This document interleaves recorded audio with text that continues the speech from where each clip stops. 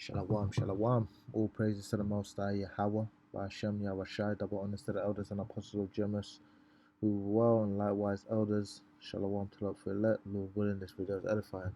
I'm gonna play this video here is by a woman named Whitney Webb, and she seems like one of those Edomites that's in a know. So without further ado, with the economy next year, whether it's provoked by a cyber attack or whatever.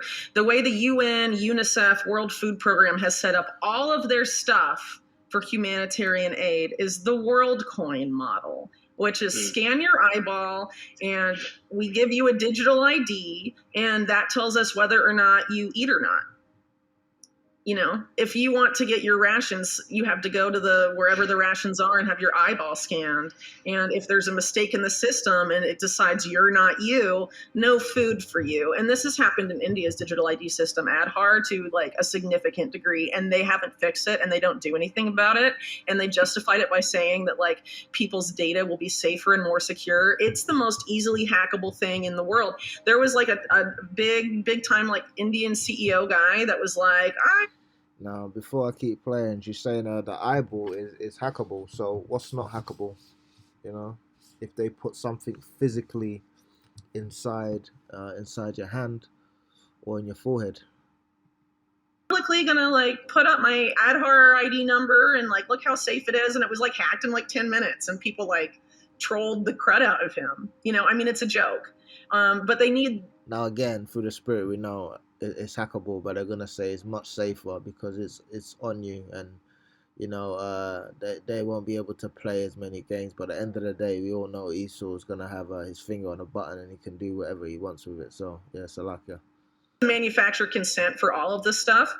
And the way they're going to do that is fear and panic. There's obviously going to be some sort of national security crisis they have to create to bring in that fear and panic, but they're creating the base issues on purpose. I mean, it's an intentional decision to have the border in that state. And it's not just happening in the US, it's like a broader thing. Just like digital ID is like a global. A complete collapse is coming for the.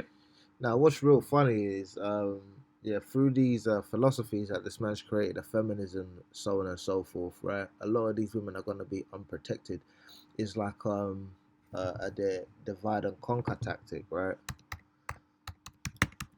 And Esau has been using divide and conquer for many years. He's separating the woman from the man, so in that day, that woman is not going to have a man to protect her. Divide and conquer is a strategy used by elites, often understood as their oppressors, to break down the relationships and unity between subjugated, often racial groups struggling for justice, freedom, and liberation in order to maintain the status quo. And they use divide and conquer tactics on so many different levels. Now, Edomites of the world will say, some Edomites will say, well, black and white and Asian and this and that and that. Well, we should work. That's never gonna work. You know, this divide and conquer tactic is primarily used on Jake, pretty much, because the other people they're not really too concerned about, and they're really doing it to destroy the family, because they know once the family is destroyed and the woman looks at Esau like her savior, she's pretty much gonna. It's so much easier to control women, you know, when men are not in the household, basically. Economy, whether it will collapse under the unprecedented levels of debt or for some other reason, a collapse is a mathematical certainty. That's the message out from investigative journalist Whitney Webb. In her latest interview, she discussed the intricate dance of economics, technology, and control in our modern era. Let me just get a scripture quick. This is Isaiah 10 and 1.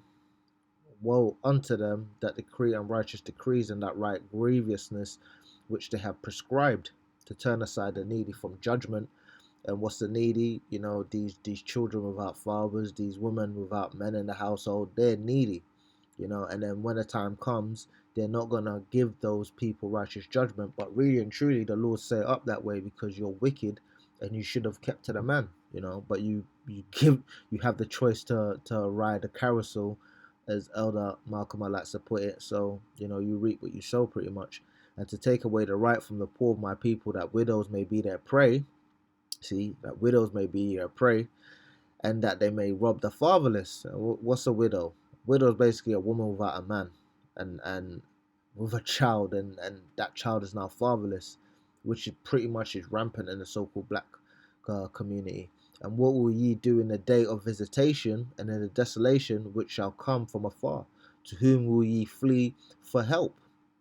And where will ye leave your glory? Without me they shall bow down under the prisoners, and they shall fall under the slain, for all his anger is not turned away, but his hand is stretched out still. So the Lord is pretty much putting out his hand to Jake, and Jake is not interested, man. Jake want to go on to Egypt and think that these people are going to protect him in that day, but they're not. They're just setting you up for the okie doke, man. And this woman goes into a lot more, you know. If you look at things like let me get the debt clock real quick, because you can see through the spirit, right, that you know these Western countries are pretty much through. You know, they need something like this. Let's see. There's a world debt clock. Is that it? Because you can see the difference between the US, right? All right, look at the US here. This is like what, 34 trillion in debt, and their gross domestic product is 27. So they have more debt. They borrow more a year than they earn. With China, they earn more than they borrow. So they're 3 trillion in the plus, right? So they can technically actually pay off their debt. Same with Germany. They're trillion. Now look at the UK. The UK is the UK is in debt basically, because it's 3,700 billion in debt, and their gross domestic product is 3,400 billion. Now I'm not gonna go through all of it. I just want to get Russia. Look at Russia. Russia, their national debt is 420 billion, right? But their gross domestic product is 2 trillion. They're the least amount of debt all the nations, man. They don't really have no debt like that. So these people thinking that they're gonna deal with Russia economically, you got another thing coming, man. We move through 2024, we look forward to a year filled with uncertainty. Breaks down if Bitcoin and crypto could be the antidote for what is coming. Or finance after farming. Yeah. And what's interesting about that, well, to take it back to the article in Fluent Finance, the United Arab Emirates, what are they setting up financially? What is Fluent Finance after Farmington gets shut down specifically doing in the United Arab Emirates? They're the connective tissue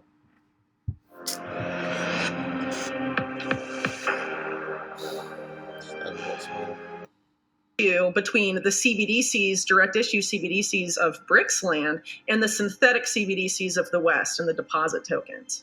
That's what they're setting up. That's what Fluent Finance is doing in the UAE right now with R3.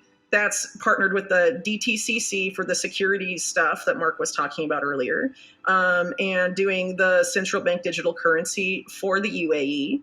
And a host of other countries that are interoperable with a lot of other ones specifically being overseen by the... That looked like the Tower of Babel.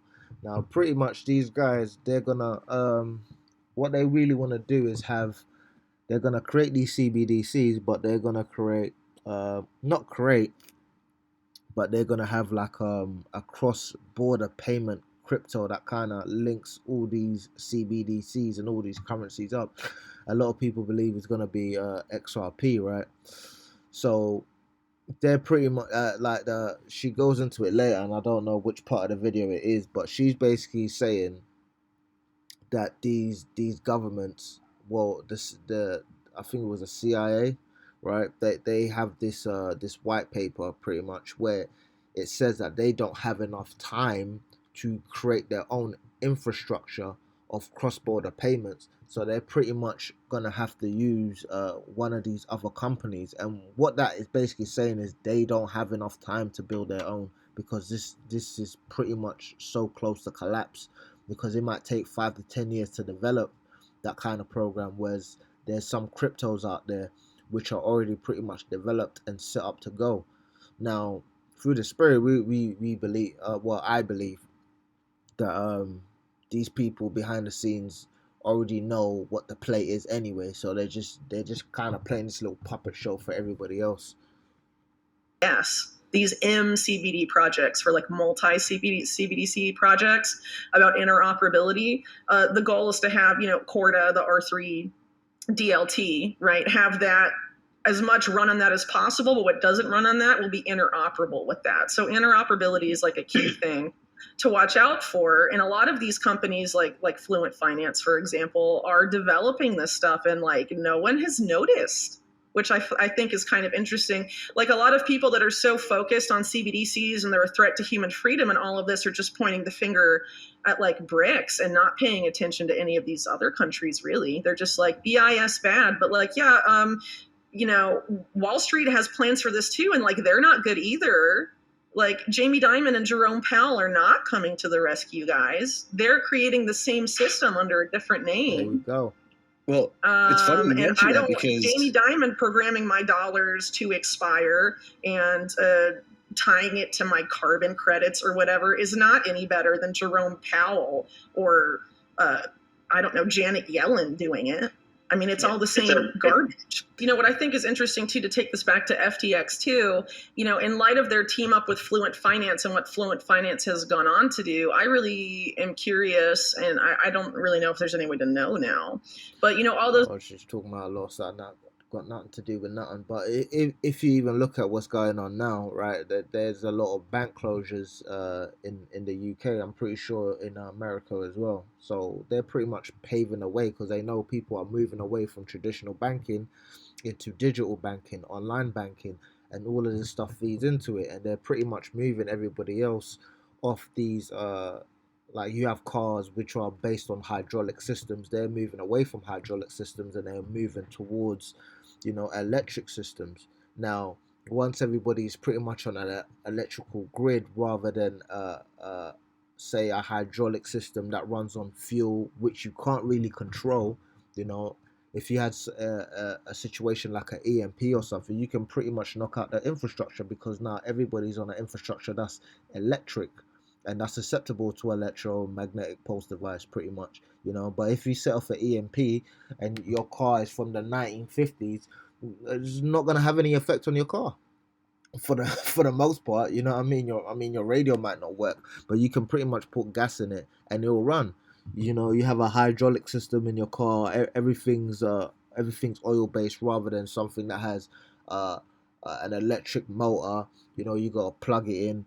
If they let that go, you're pretty much stuffed, man. Let me just forward it to here. Brothers can look on this themselves. This semi-automated trading system made me over $1,000 in a single day, and I'm going to break down this simple, repeatable.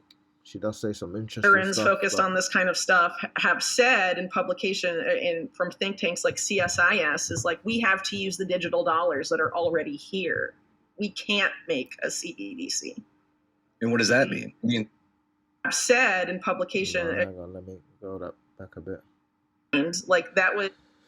Let me get another script. This is Ecclesiasticus 11:29. Bring not every man into thine house, for the deceitful man have many trains, which means he has many means to be able to deceive you. And one of the ways he does it is he has this it's not just a divide and conquer. He has the Hegelian dialect, right? Which is problem, solution, order, abkeo. And what he does is he likes to present different people as a solution when really and truly it's the same thing pretty much. Now, for example, you might have a car and you want to get insurance and insurance is wicked, right?